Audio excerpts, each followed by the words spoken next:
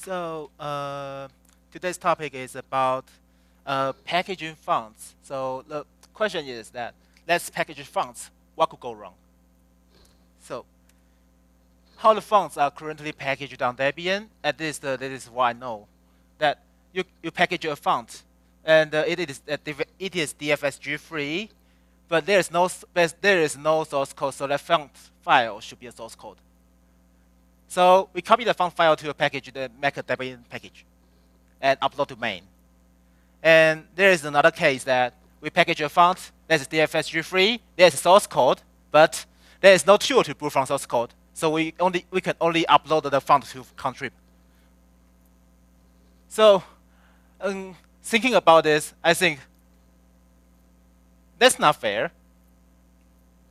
So why we should package a font? We should build the fonts from source. It's because that fonts are not just a bunch of shapes. That advanced fonts formats like OpenType can contain different glyphs for different languages or features for the same code point. And some fonts even come with bytecode instructions. Actually, that's for hinting. In layman's term, for hinting that means it tells the rasterizer how to draw the shape of the font onto the pixel grid. So also because of the complexity of the fonts, it also causes vulnerabilities of font rendering engines. So let's play a game. Let's spot the difference. The first one is okay. So if you are using Chinese font, if you are using traditional Chinese fonts like Min in Windows, you import it into free type, and it will cause such a bug. It is because it was using the patent. It was using the patent from bytecode related to bytecode interpreter. So actually, the bytecode interpreter is it is mostly used for hinting, but in this case, this actually used for font compositing. So it ends up being unreadable to readable.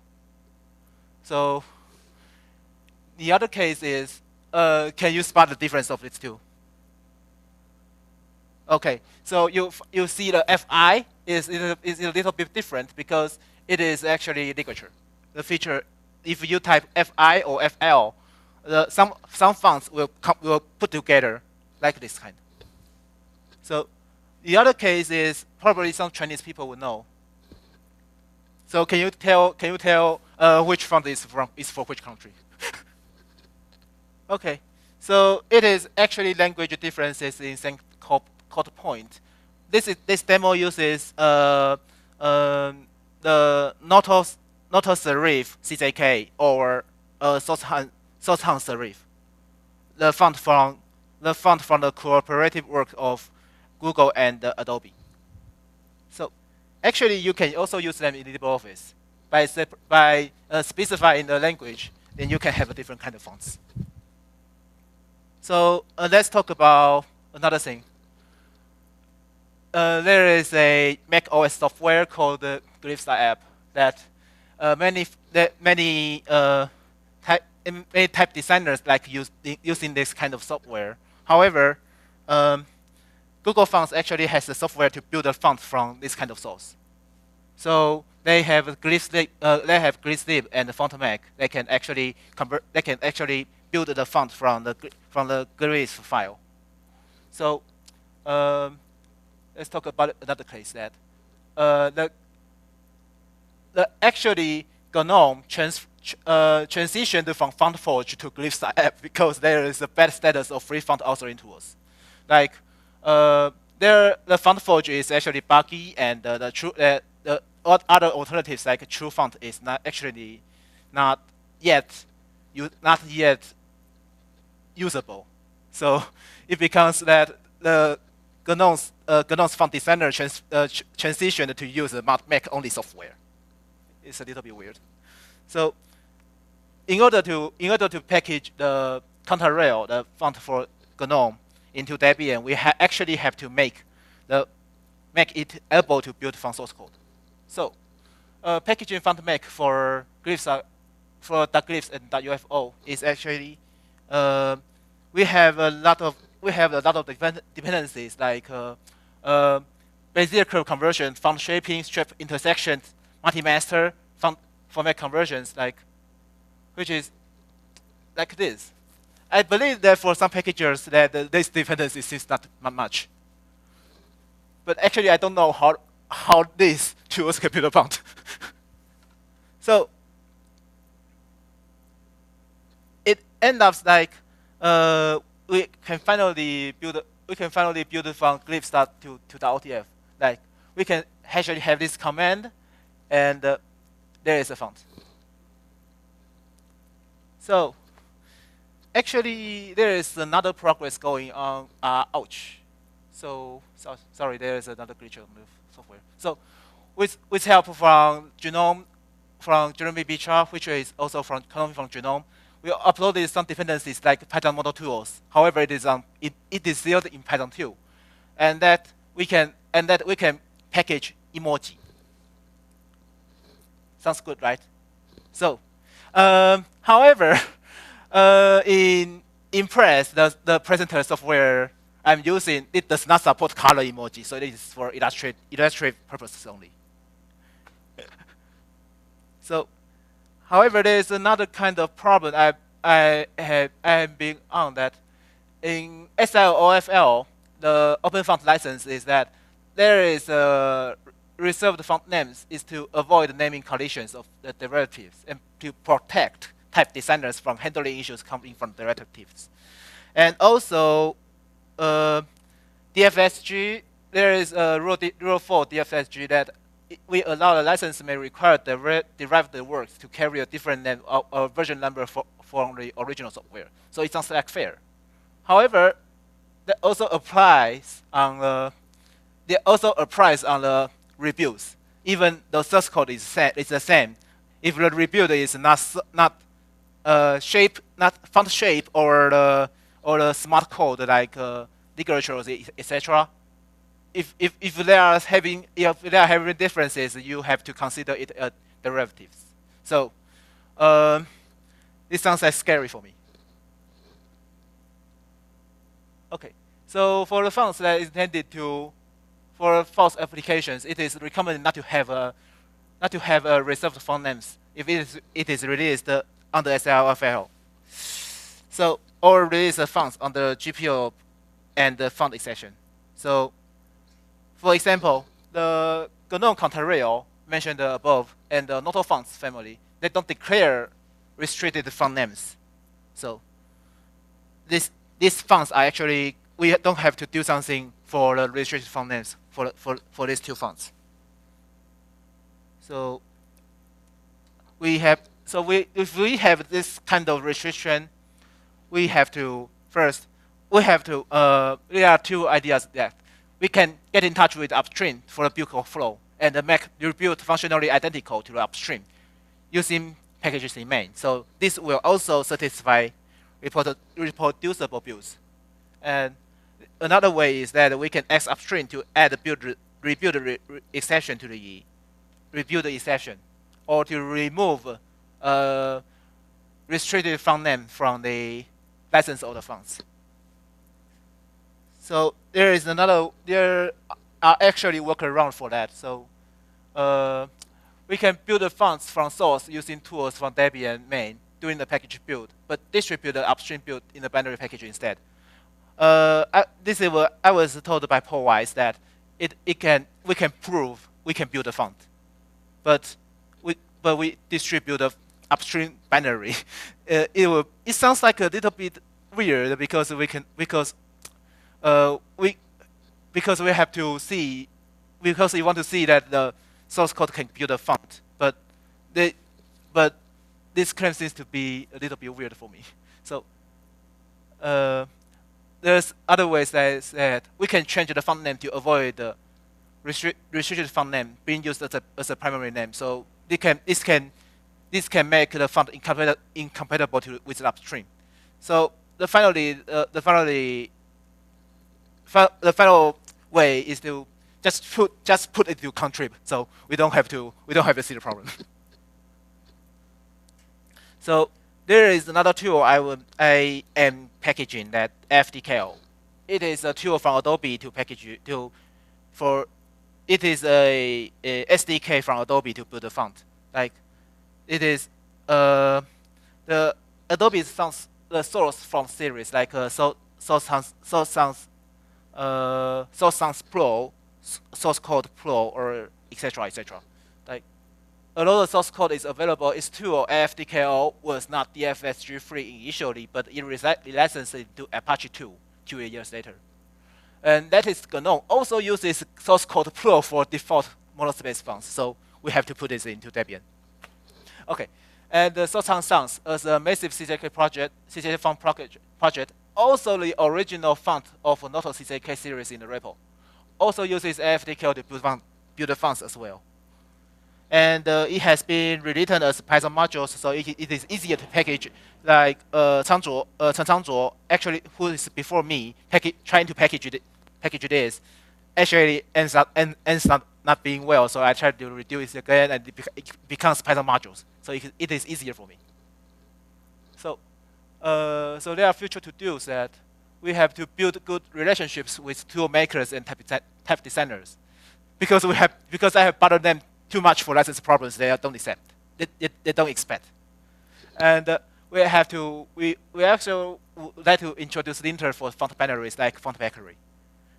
And we have to, and in the next release of Debian, we also have to drop Python 2 dependencies of tools like font tools and auto tools, and the font relying on all the font tools binary, all the font tools Python 2 library. Also, finally, we want to make every font in the main archive to have its proper source code. So, sorry for the haste presentation. So, let's for it.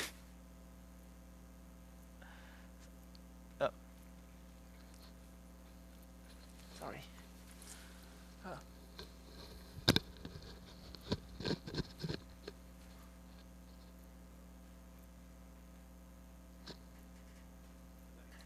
Test mic.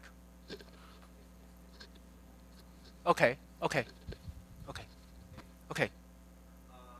making some Japanese font packages. Yes.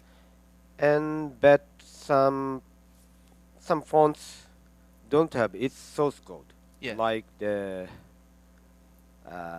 IPA fonts. IPA fonts. It is provided by the Japanese government, and they don't provide its source code and tools, but they provide the font file itself. In your point of view, it should be go to contribute or can stay in main. I think we probably need a slow transition. We probably need a slow transition to move from the situation that the font binaries becomes the source code to we have a proper source code in the main. So I think because of the situation, like there are many languages, that don't have a proper source code. So I think the transition will be slow. So for users, to add the contribute the repository is a bit annoying. Yes. Yeah. Yes. They have to have some knowledge to tweak their system settings. So I prefer to stay in main because we cannot get the source code for the IPA font, and if we can get some source code for IPA font, but at that time we don't have any tool to build it. We just reject it. Yeah, if we can have some source code and some open source tools, Mm-hmm. it's good. Mm. But yeah, we can edit the font packet, font For file file. with some tools like the font forger or something. Yes. It's too much restricted for me. Mm. I agree that for because there are many fonts that are released without a proper source code. So and also these fonts are actually integral to some people, like IPA fonts in your case. So I think the transition to have a proper source code, or we can actually consider in having we can actually build the font, convert the font to the source code format, and we can actually go on. We can actually go. I mean, we can actually contribute on the source code, and it is actually a proper format for contribution, I think. So if if there is another consideration is that if you can really say the font file is actually the preferred format for making modifications, you can actually keep that. Yeah. Mm. So Just exclude the font packages without source code. It's uh, yeah, is it too massive. yeah is it too restrictive and too massive? Yeah, I agree. Okay, so So, what's your you talk about the how to build it the source from the like GDF app, yeah. but how to modify it? You mean the modification? Yeah, Uh, the yeah. you just say the GDF dot app is Mac OS only property software. Yes. So, but on Linux, how we to modify it?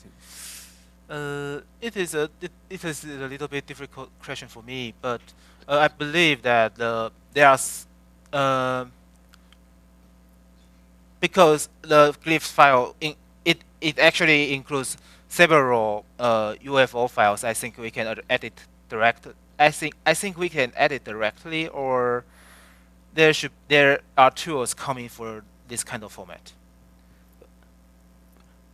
So why you want to use a GDF file?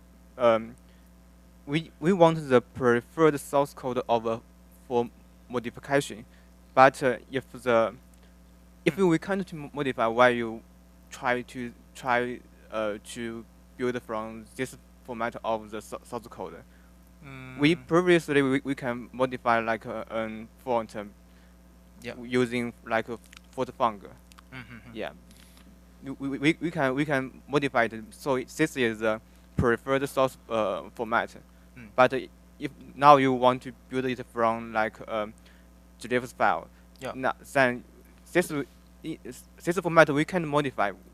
I think it's not the preferred format. Mm-hmm. Yes.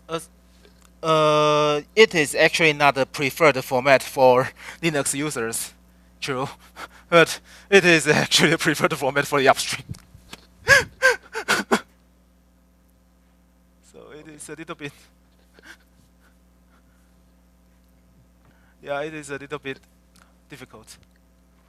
So upstream needs a good tool for to produce the good font, but Yes. we don't have such tools yet.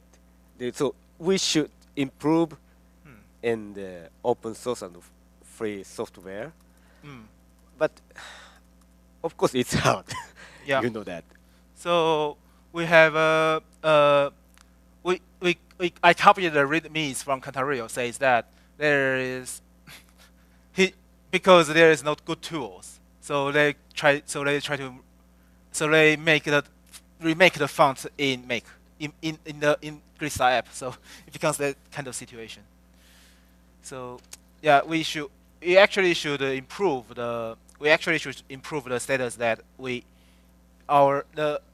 there is no good tools, or there is no good tools in open source free software to make a font.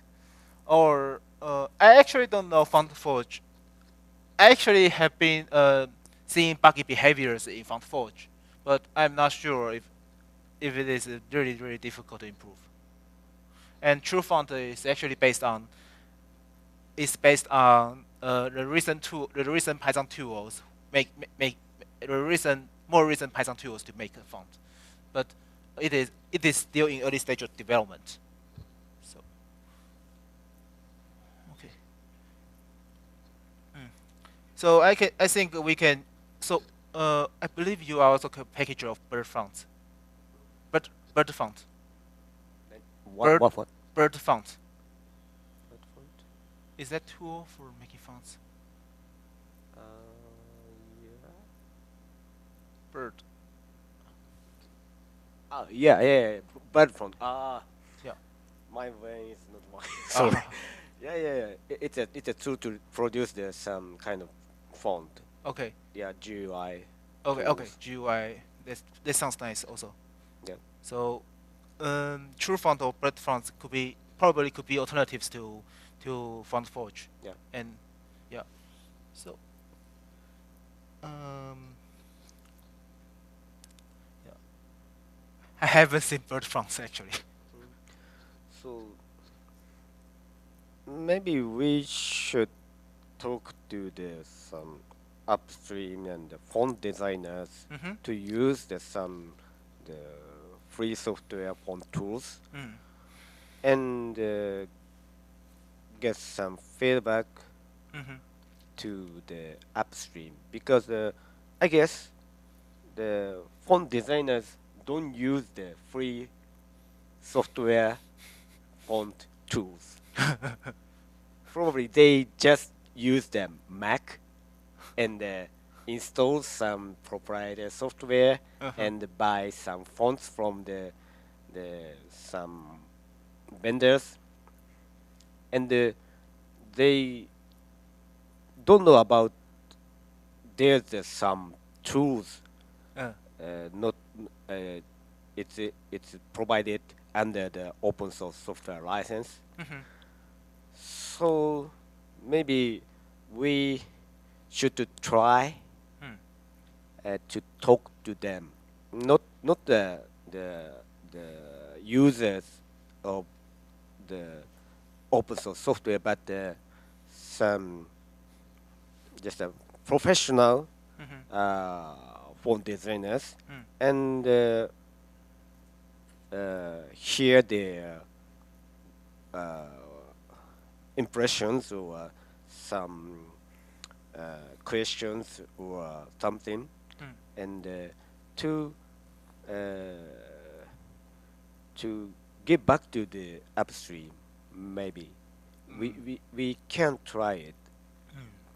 Yeah. It's hard. It's not that it's not improve the current situation directly, but maybe we should we need some communication with some from designers, True. in my opinion.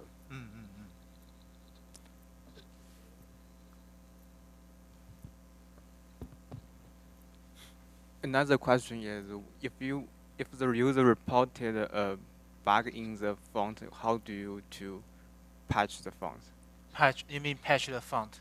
Well, I mean, for example, if the user reported a bug about like the font didn't display well, like in some font, so how do you to resolve it and to like patch it or other things.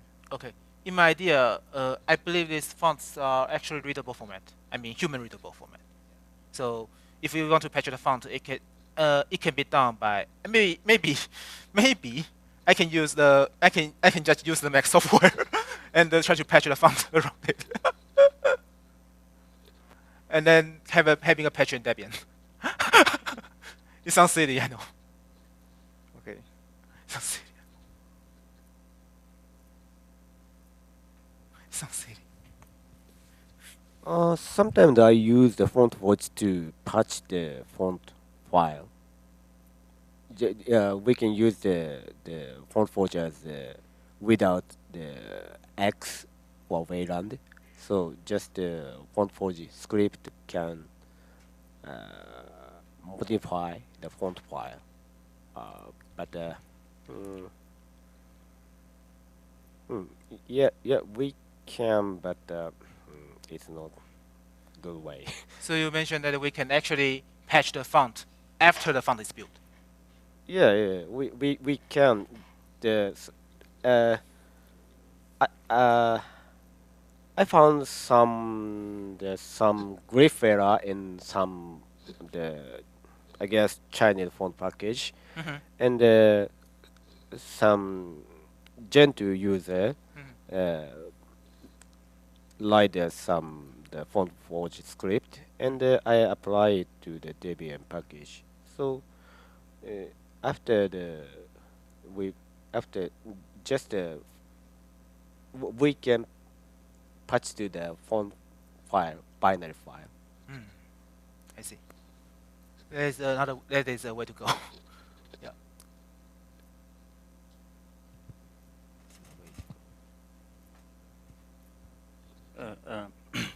Actually, in my case, I also maintain some font packages Yeah. for Korean. So I have a bug report from Ubuntu. It says that font have long glyphs, actually switched glyphs. You say that the font has wrong glyphs. Wrong glyphs. So Okay. so I tried to fix that bug, but actually I could not because it has reserved the font name restriction. So I see. it's just my comment about that restriction. I see. Is the upstream not acting on the bug report? Yes. Actually, font in case of South Korean font design companies, they just release the font and forget it. That sounds difficult. So you actually has the font name restriction on while you have a bug to fix. The only solution is fork and there is another way that because the font name restriction only applies on the primary name, so probably you can put a name into a secondary. So but it will make change all the users' experience. yes, that's true. So It's a difficult problem.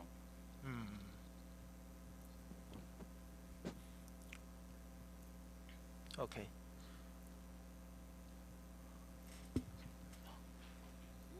So the restricted font name is a kind of the problem for us to make the font better in some situations.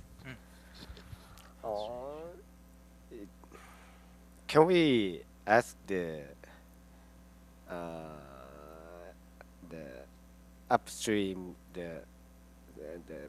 upstream SIL SIL. to change to update the License. license? Can we do that or? But it's. I think there are many clauses in SLOFL is to make sure that the typeface designer have money to get.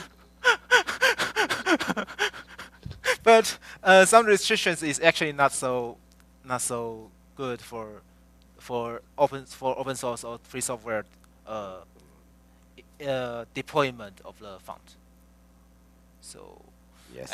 I believe that asking SRL for changing the license for maybe making the license more friendly to open source applications is a way to go, but I think it would be difficult. For example, if there is a restriction that in SLFL that you cannot sell the font individually. GNU says that we can just apply a Hello World application with the font, so it doesn't matter.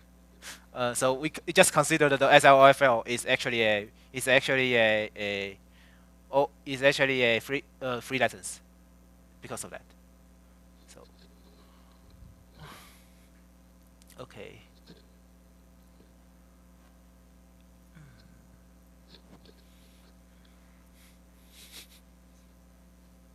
So I think that's all.